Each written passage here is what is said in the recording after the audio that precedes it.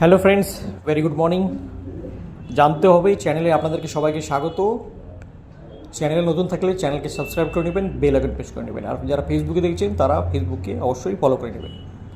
আজকে যে বিষয়টা নিয়ে আপনাদের সঙ্গে আলোচনা করবো সেটা হচ্ছে টু হুইলার লোন, মানে বাইক বা স্কুটি লোন। আমরা যখন বাইক বা স্কুটি কিনতে যাই, এখন 95% লোকই ধরেন সবাই হচ্ছে ফাইন্যান্সে বা কিস্তিতে আমরা গাড়ি কিনি। কিন্তু এই কিস্তি নেওয়ার পিছনে আমি দু তিনটা পয়েন্ট বলবো, যেই পয়েন্টটা মাথায় রাখতে হবে। যদি মাথায় রাখতে পারেন তাহলে অনেক টাকা আমাদের সেভ হবে। দেখুন, আমি একটা রিসেন্ট একটা বলি পাঠালাম। ধরুন একটা গাড়ির দাম, একটা বাইকের দাম আছে 1,00,000 টাকা। আপনি যে কোনো শোরুমে গেলেন, আপনি নিয়ারেস্ট শোরুমে গিয়ে আপনি বলেন যে আমি 50,000 টাকা ডাউন পেমেন্ট দিব আর 50,000 টাকা আমি ইএমআইতে করবো। আপনাকে ওখানে যারা যারা থাকে ফাইন্যান্স কোম্পানিগুলো, প্রাইভেট কোম্পানিগুলো, আপনি দেখবেন আপনাকে হিসেব দেবে। আপনি 50,000 দিলেন, আপনি ধরুন 3 বছরে কি ইএমআই করবেন, কিস্তি করবেন। 3 বছরে আপনার 50,000 টাকা বাকি থাকলো বাইকের দামে। ওই 50,000 এগেনস্টে আরও 50,000 অ্যাড করে আপনাকে টোটাল দেখবেন 3 বছরে যা আপনি ইএমআই দেবেন আরও 1,00,000 টাকা আপনার থেকে অ্যাড করে নেওয়া হবে। তার মানে 1,00,000 টাকা আপনি দিলেন আর আপনি ডাউন পেমেন্ট দিলেন, তাহলে আপনার গাড়ির দাম পড়লো 1,50,000 টাকা। মানে এতটাই উচ্চ ইন্টারেস্ট নেয় এরা, প্রাইভেট কোম্পানিরা, আপনি ভাবতে পারবেন না। আপনি যখন গাড়ি কিনেছেন তখন আপনার ভিতরে একটা এক্সাইটমেন্ট থাকে, উৎসাহিত থাকে, আচ্ছা যাই হচ্ছে দেখা যাবে, ইএমআই তো মাসে দিয়ে দেবো। কিন্তু আমরা এটা নেওয়ার সময় কোনোদিনও ভাবি না যে মাসে আমার এখন গাড়ি কিনতে গেলেই আপনাকে মাসে 3,500, 4,000, 5,000 নিচে কোনো ইএমআই হয় না। দেখেন গাড়ির দাম একটু বেশি। তো মাসে 3,000, 4,000 টাকা আপনাকে ইএমআই জোগাড় প্রথম 1-2 মাস আপনি জোশ আর জুনুনে দিয়ে দেবেন। কিন্তু 3টা বছর বা 2টা বছর আপনি যখন ইএমআই দিয়েছেন না, দেখবেন মাঝপথে কোনো না কোনো প্রবলেমে এমন হয় পরিস্থিতিতে ইএমআই দিতে পারছে না, তখন আপনার সাথেই ওই যে ফোন কলগুলো আমি লাস্ট ভিডিওতে বলেছিলাম আসে। তো এটা বাঁচার উপায় হচ্ছে যে, দেখুন, আপনি যদি গাড়ি ফাইন্যান্সে নিচ্ছেন তাহলে আমি দুটো রাস্তা বলে দিতে পারি আপনাকে।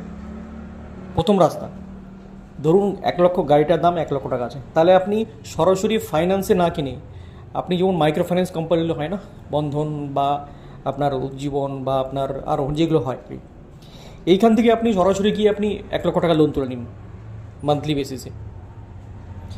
এদের ইন্টারেস্টটা কম হয়। তো সেই 1,00,000 দিয়ে আপনি ডাইরেক্ট ক্যাশে গাড়িটা কিনে আপনি এদেরকে ইএমআইটা দিন, দেখবেন আপনার ওখানে যদি 50,000 বেশি লেগেছে, তাহলে আপনার এখানে হয়তো 2 বছরে 20,000 টাকা মতো বা 15,000 টাকা মতো বেশি লাগবে।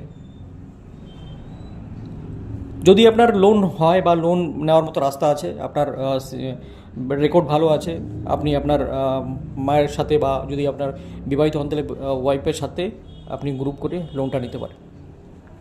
প্রথম রাস্তা। দ্বিতীয় রাস্তা আরেকটা বলি।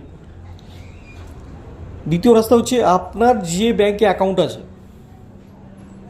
আপনি যদি 18 বছরের নিচে হন তাহলে তো আপনার এটা হবে না।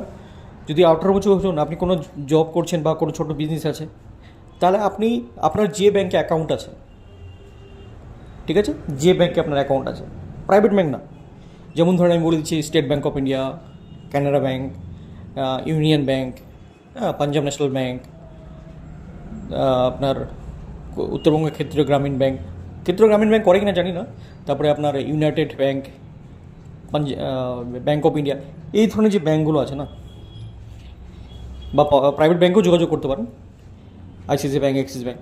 তো আমি বিশেষ করবো যে যেগুলো রাষ্ট্রায়ত্ত ব্যাংকগুলো আছে সেগুলো গিয়ে আপনি যেই ব্যাংকে আপনার এক্সাম্পল আপনার ইউনিয়ন ব্যাংক অ্যাকাউন্ট আছে, তো ইউনিয়ন ব্যাংকে আপনি সরাসরি গিয়ে যাবেন, স্যার আমি একটা টু হুইলার লোন নিতে চাই, তো আমাকে কী করতে হবে।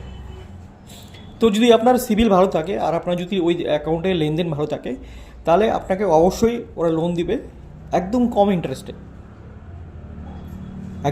ইন্টারেস্টে। যেমন ধরেন আপনি যে আমি বলেছিলাম যে 50,000 টাকা ডাউন পেমেন্ট যদি দেন আপনি শোরুমে, তাহলে আপনার 50,000 টাকা লোন হবে। তো ব্যাংকের ক্ষেত্রে কী হয়, ব্যাংক আপনাকে বললে আপনি শোরুম থেকে একটা কোটেশন নিয়ে চলে আসুন। কোটেশন মানে হচ্ছে গাড়িটার দাম কত, গাড়িটা কী আছে, কোটেশন আপনি ব্যাংকে দিয়ে দেবেন। আর ব্যাংকের থেকে লোন করে দিলে আপনাকে অবশ্যই লাগবে হচ্ছে আপনার আইটি ফাইল যদি থাকে, আপনার আইটি ফাইল, কেওয়াইসি ডকুমেন্ট, আর আপনার বিজনেস প্রুফ, একটা ট্রেড লাইসেন্স বা কিছু থাকে, তাহলে ব্যাংক আপনাকে বলবে আপনি ডাউন পেমেন্ট আমাদেরকে দিন, আর যা পুরো টাকাটা ব্যাংক কী করবে, পুরো টাকাটা শোরুমকে দিয়ে দেবে ওয়ান শটে। ব্যাংক আপনাকে আপনাকে ইএমআই আপনাকে ব্যাংক থেকে দিতে হবে। দেখবেন আপনি যদি 50,000 টাকা লোন করেন, 50,000 হয়তো আপনাকে 2 বছর বা 3 বছরে খুব জোর হলে 12 থেকে 13,000 টাকা আপনাকে বেশি দিতে হবে। ওকে, তাহলে আপনার গাড়িটা হয়ে গেল আপনার কম ইন্টারেস্টে। তো এই পথগুলো আপনাকে আনতে হবে। আমরা কী করি, শর্টকাট তাড়াহুড়োর জন্য শর্টকাটে আমরা কিউকি আপনি যখন প্রাইভেট ব্যাঙ্কগুলো শোরুমে যারা বসে থাকে ওদের কাছে ওরা আপনাকে আধা ঘন্টার মধ্যে লোনটা করে দেবে, ওই ঝামেলা কম, আমরা ওই ঝামেলা নিতে চাই না। কিন্তু ওই ঝামেলা নিতে চাই না বলেই আজকে আমরা যে ফেসে যাই, আমরা গাড়ির দামের থেকে আমরা 1.5 গুণ টাকা আমরা দিয়ে দিই ইন্টারেস্টে।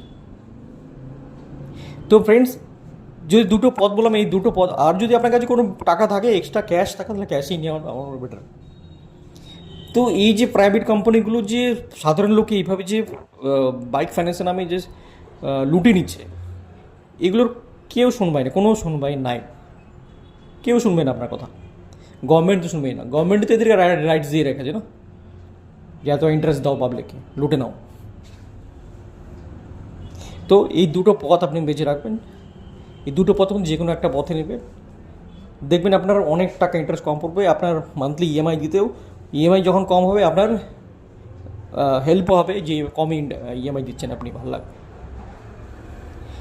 তো তাহলে কী হবে, আপনার ওই যে আনএক্সপেক্টেড যেখানে আপনার 3,000 ইএমআই হলো, যেখানে শোরুম থেকে নিলে ওটা আপনার হয়তো 4,500 বা 5,000 টাকা ইএমআই হবে। কোনো মাসে দিতে না পারলে আপনাকে একদম ধমকি হুমকি। আর ব্যাংক যে ফাইন্যান্স হবে, ব্যাংকে আপনার যদি কোনো মাসে দিতে না পারছে, কিন্তু ব্যাংকে ওইরকম এজেন্ট, থার্ড পার্টি এজেন্ট আপনাকে কোনোদিনও কল করবে না। ব্যাংক থেকে ম্যানেজারের ফোন করে, স্যার এই মাসে ইএমআইটা কিন্তু বাউন্স হয়েছে, আপনি ফাইন টাইন দিয়ে ভরে দিন, সুন্দরভাবে আপনার সাথে কথা হবে, কারণ আপনি ওনার ওই ব্যাংকের কাস্টমার। তো এটা অনেকেই জানে না, অনেকেই এটা করতে চায় না, ঠিক আছে, কারণ আমাদের ডকুমেন্টেশনটা একটু বেশি প্রসেস করতে হয়, তাই বলে। কেন আজকে এটা যে ডিজিটাল যুগ না, ডিজিটাল যুগে আপনাকে আপডেটেড হতেই হবে, তা না হলে আপনি ফেসে যাবেন সব দিক থেকে। আপনার যখনই 18 বছর কমপ্লিট হচ্ছে, সবার আগে আপনি একটা আইটি ফাইল করবেন। আইটি ফাইল, প্যান কার্ড, আধার কার্ডের সাথে ফোন নম্বর লিঙ্ক, একটা ব্যাঙ্ক অ্যাকাউন্ট সুন্দর, যেটা আপনি মেনটেন করবেন সবসময়। আর আপনার কী বলবো, এটা যদি পড়াশোনা করছেন তাহলে এডুকেশনাল ডকুমেন্টসগুলো আপনার, এই 4-5টা জিনিস না, এটা আপনাকে সবসময় আপডেটে থাকতে হবে। কারণ কখন আপনার কী দরকার পড়বে আপনি কেউ জানবেন না, বুঝবেন না, হঠাৎ করে আপনার একটা নিড চলে আসবে। আর খেয়াল রাখবেন যে আনএক্সপেক্টেড লোন, দরকার নেই তবুও লোন নিয়ে নিলেন, এটা কোনো কেউ করবেন না। আপনার দরকার নেই তবুও একটা লোনে কিস্তিতে আপনাকে অফার দিয়েছে, টিভি কিনে নিয়ে চলে আসলেন। দরকার নেই তবুও একটা কিস্তিতে মোবাইল নিয়ে নিলেন, না, করা যাবে না। লোক এইভাবেই ফেসে যাচ্ছে মার্কেটে। যাই হোক, আজকে আমি টু হুইলার লোনের ব্যাপারে রিসার্চ করলাম। কালকে আমি বলবো যে আমরা কীভাবে ঋণে জর্জরিত হচ্ছে আর এখান থেকে কীভাবে বের করার উপায়, কালকে ভিডিওতে এটা বলবো।